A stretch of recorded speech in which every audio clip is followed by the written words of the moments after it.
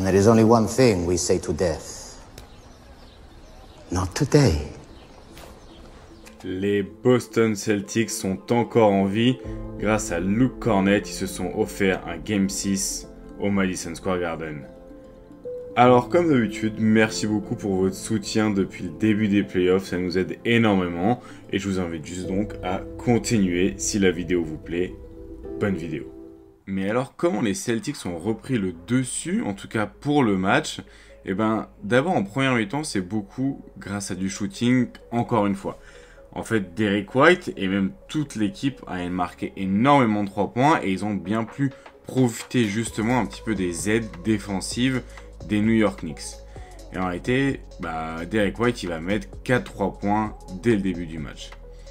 Donc en fait, toujours en déplacement, et c'est vrai qu'on a l'impression que les New York Knicks n'ont pas encore bien mis en lumière que Derrick White c'était un shooter à 3 points presque d'élite maintenant. Le volume et l'efficacité ne permet pas de laisser autant d'espace avant qu'il prenne un 3 points. Et du coup, les Knicks ont pas mal payé ça en début de match parce qu'ils lui ont laissé beaucoup trop d'espace en réalité. Et Derrick White, comme n'importe quel autre Celtics, si on lui laisse autant d'espace pour tirer, il va dégainer.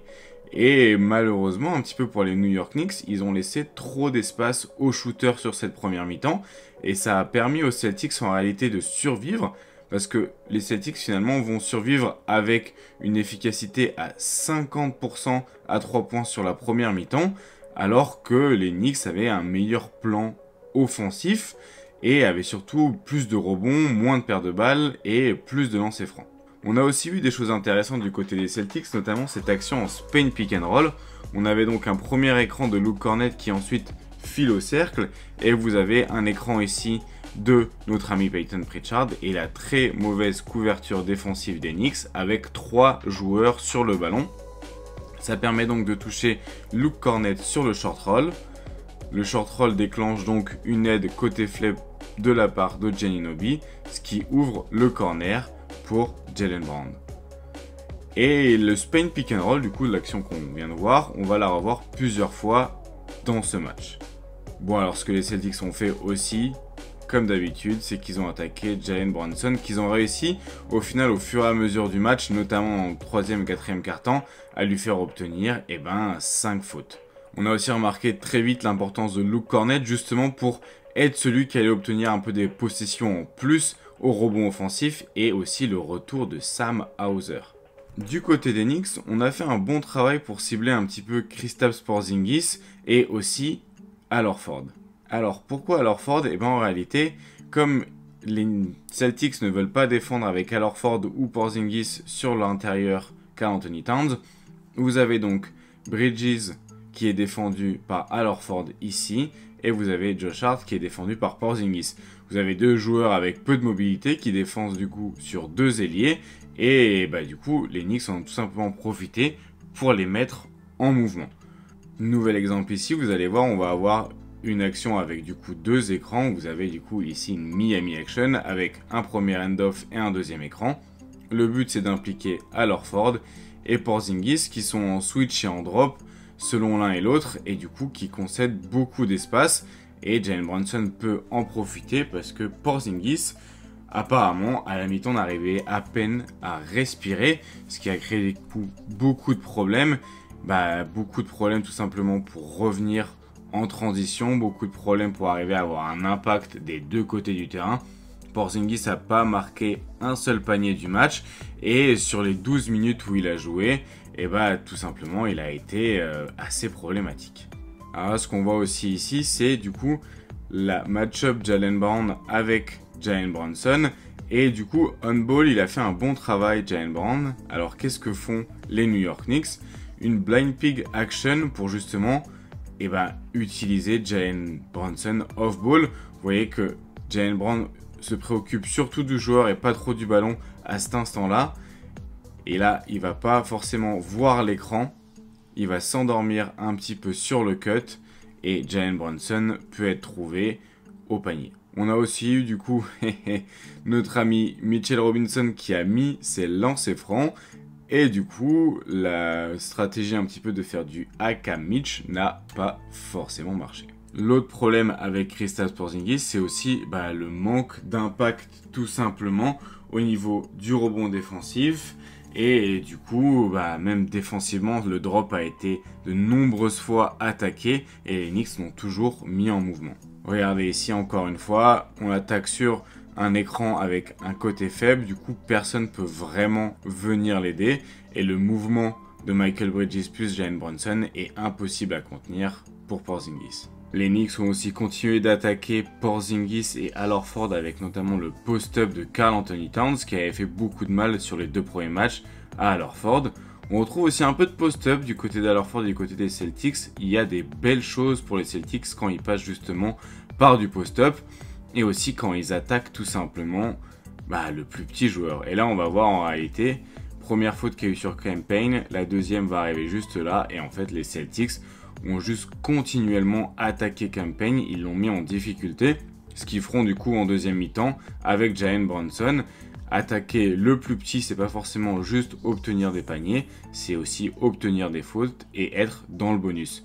Le but c'est vraiment de l'impliquer le plus possible et là il fait une nouvelle faute et du coup avec 6 minutes, même 7 minutes dans le deuxième quart-temps, les Celtics étaient déjà dans le bonus. Cam Payne est sorti, les Knicks continuent à switcher, alors on attaque maintenant Jalen Brunson. Les Knicks essayent de le protéger, Jalen Brunson du coup il switch loin du ballon, et le problème c'est que du coup ça laisse un temps d'avance à Pritchard sur ce ghost screen. Vous voyez que le temps qui passe derrière Mitchell Robinson, Miles McBride n'a pas le temps de venir couvrir, il arrive donc avec un temps de retard sur la feinte, et c'est un tir ouvert pour Peyton Pritchard. Les Celtics se sont par contre fait punir un petit peu avec la réussite de Josh Hart qui a mis quand même pas mal de 3 points contrairement à ce qu'il fait d'habitude, mais c'est aussi ça les aléas d'un match, parfois des non-shooters que vous allez décider de ne pas respecter vont réussir à mettre leurs 3 points et du coup votre stratégie offensive elle est un peu défensive, elle est un peu caduque parce que du coup vous encaissez des gros points et tout cela sans pouvoir vraiment contester les tirs parce que vous préférez protéger le cercle. Du côté des Celtics, on enchaîne ces actions pour mettre les joueurs en switch avec 1 et 2 écrans, des ghost screens et des pick and roll. Le but c'est vraiment de forcer les switches et de créer des petits espaces pour des pochettes de tir du côté de l'équipe de Joe Mazzulla. Et le but aussi, comme d'habitude, attaquer ces mismatchs, mettre les joueurs en mouvement. Tout simplement, les Celtics ont joué leur jeu avec un peu plus de mouvement que d'habitude. On est donc à la mi-temps, 59 partout, et Josh Hart continue d'envoyer des banderilles à 3 points. Il est défendu par Luke Kornet, et du coup, le seul moyen un petit peu d'impacter le jeu est de mettre des tirs à 3 points, et pour punir un petit peu les aides et le rôle de safety de Luke Kornet. Mais en réalité, ça ne va pas suffire. On peut remarquer aussi ce magnifique sauvetage à la Marcus Smart de notre ami Jaylen Brown, qui a fait un super match défensif, il faut bien le noter. Alors du coup, quand Josh Hart rentre ses 3 points, le rôle de Luke Kornet paraît un petit peu... on peut le remettre en question, mais ce qui s'est passé par la suite a été tout simplement impressionnant. On a donc Luke Kornet qui d'ailleurs s'est mis à porter une petite manchette pour le match qui va être utilisée vraiment dans un rôle de safety. Le but c'est vraiment de protéger la raquette et du coup sur les 12 minutes du 3e quart-temps, il va faire 5 contres. Et en réalité, il va toujours être dans ce rôle-là un petit peu en safety, le plus proche de la raquette pour annihiler un petit peu les drives. Ici du coup, il défend pas du tout sur OG Anunoby et il préfère justement se concentrer sur la défense du cercle. On va voir que ça va gêner énormément les lignes de drive et les tentatives au cercle du côté des Knicks. Ici, Josh Hart essaye de driver sur Luke Kornet, il n'y arrive pas totalement, sert Karl Anthony Towns qui est du coup tout seul au cercle normalement, mais l'envergure de Kornet permet de protéger un premier tir au cercle. Nouvelle action, on retrouve encore une fois notre Kornet dans la raquette. Il va pas aller chercher Josh Hart trop haut parce que pas besoin. Et du coup, encore une fois, c'est une bonne défense de la part des Celtics. Ici, on le retrouve donc sur un pick and roll avec Josh Hart qui est impliqué justement pour pouvoir impliquer notre ami Luke Kornet. Jaylen Brown fait un bon travail de navigation d'écran. Luke Kornet est toujours dans la raquette et ça force un pull-up à 3 points. Une nouvelle pick and roll, nouvel exemple avec encore une fois Josh Hart tout seul à 3 points et Luke Kornet qui lui préfère protéger la zone du drive, la zone de la raquette et empêcher tout simplement des tirs faciles au cercle. Et c'est un nouveau contre sur Josh Hart puis une perte de balle. Vous voyez encore une fois ici, il joue vraiment le rôle un petit peu du gardien de but, il n'a que faire de Josh Hart. Le but c'est de ne pas laisser une ligne de drive à Jalen Brunson pour qu'il se retourne et Josh Hart finit finalement par louper ses tirs et Kornet contre au rebond. Nouvel exemple encore une fois, qui c'est qui a les deux pieds dans la raquette alors que son joueur est à 3 points? C'est notre ami Luke Kornet, prêt à venir aider Payton Pritchard sur le drive. Il est là, il prend de la place, gêne le tir et c'est un tir compliqué, il est mis, mais regardez à quel point les Knicks sont en difficulté. En réalité, sur ce quart-temps, donc sur ce troisième quart-temps en 12 minutes, les Knicks ne vont marquer que 4 paniers, notamment grâce à Luke Kornet. Ici, on essaie une action avec 2 écrans, une zoom action depuis le corner. Qui c'est qui est encore présent pour protéger si jamais Jalen Brunson obtient une ligne de drive? Eh bien, c'est notre ami Luke Kornet pour un nouveau contre. On continue un petit peu ces écrans loin du ballon. Vous voyez ici, vous avez le premier écran avec la coupe depuis le corner pour obtenir peut-être un ballon sur le end-off. Vous avez Luke Kornet qui est toujours en position de gardien de but dans sa raquette. Il n'a rien à faire de Josh Hart et ses écrans. Il attend le plus bas possible. Et regardez la difficulté des tirs que les Knicks doivent réussir pour pouvoir marquer le moindre panier sur ce carton. Nouveau contre pour notre ami Luke Kornet qui en plus de ça protège le mieux possible les rebonds. Un match absolument phénoménal de la part du joueur qui sort du banc et qui monte de bien meilleures minutes que son compère Kristaps Porzingis qui lui apparemment, comme on l'a dit, ne pouvait pas respirer à la mi-temps. Encore une fois, position très agressive sur le post-up, on oublie Josh Hart et on vient aider Derrick White face à OG Anunoby. Si OG Anunoby s'approche, on lui saute sur la gueule et c'est un sauvetage. Regardez le spacing un petit peu des Knicks du coup qui est complètement annihilé maintenant avec 2 shooters côté faible. Vraiment très difficile d'obtenir ne serait-ce qu'un drive ou une touche de balle dans la raquette et du coup c'est un nouveau pull-up contesté pour Miles McBride. Pareil, en toute fin de match, on essaye d'obtenir un petit peu de mouvement, mais Kornet contient bien la tentative de Josh Hart. Super travail défensif de la part de nos amis les Celtics, qui ont aussi pris plus de rebonds défensifs sur ce carton-là. Et du coup, ça fait toute la différence, parce que si les Knicks étaient capables aussi de rattraper un petit peu ces situations-là, les Celtics ont fait un meilleur travail à bloquer le rebond, avec seulement 4 rebonds offensifs pour 16 tirs manqués dans le troisième quart-temps. Et là, je vous ramène un petit peu en finale de l'année dernière sur cette action. Pourquoi c'est intéressant? Parce qu'on a Sam Hauser, et Sam Hauser il est de retour dans cette série, et il retourne un petit peu sur ses empty side action avec Jrue Holiday. Vous voyez ici, il y a une espèce de hand-off, un pick and roll assez actif sur le côté, avec une coupe au cercle de Jrue Holiday, et ensuite une nouvelle coupe de Jaylen Brown. Et bon, on a retrouvé un petit peu la même chose hier avec nos Celtics de 2025. Ballon à Jrue Holiday, écran sur un côté vide avec Sam Hauser et la coupe au cercle pour Jrue Holiday. Et finalement, on l'a même retrouvé avec aussi Luke Kornet dans l'autre sens un petit peu pour notre ami Sam Hauser qui fait un très bon retour et qui est très important en réalité pour le spacing des Celtics.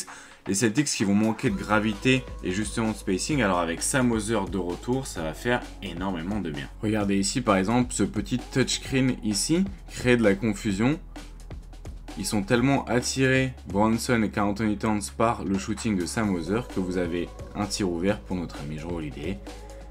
Et ça fait plus de 20 points d'écart. On continue d'attaquer aussi Jalen Brunson comme on peut, ici avec un magnifique step back de Payton Pritchard sur la tête du meneur de jeu new-yorkais. Mais il n'y a pas eu que des exploits individuels, on a dit aussi pas mal de beaux mouvements de jeu. Regardez cette action avec 3 arrières ici.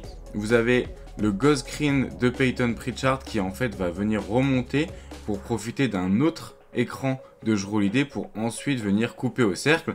Vous avez 3 arrières, 2 écrans, un ballon et beaucoup de mouvements pour perdre Jalen Brunson et s'offrir une belle situation au cercle. Beau play calling de notre ami Joe Mazzulla qui s'est fait plaisir sur ce match. Ce play-là est aussi assez remarquable. Regardez, vous avez le public qui se prépare à sauter pour le 3 points.